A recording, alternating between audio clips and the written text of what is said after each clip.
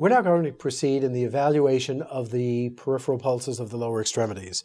And the first pulse we will evaluate is the popliteal.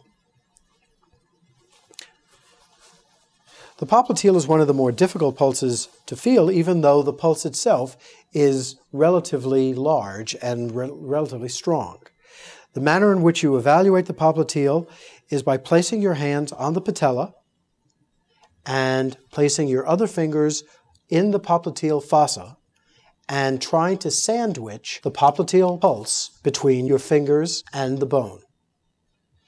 You may want to elevate the leg slightly, but do not have the patient elevate his or her leg. After one pulse, one goes to the other side and evaluates the other leg, as I'm demonstrating now.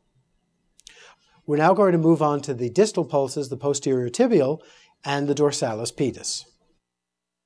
The two distal pulses which we routinely evaluate are the posterior tibial and the dorsalis pedis. The posterior tibial runs along the leg down here and courses around the medial malleolus.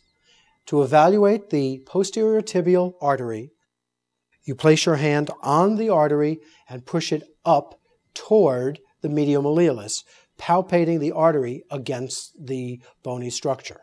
You can do this on both sides, as I'm demonstrating now. The dorsalis pedis artery runs along hallucis longus, right here. And you can palpate it by placing your fingers, never your thumbs, here and on this side, and they can be palpated simultaneously. And that concludes the evaluation of the peripheral vascular system.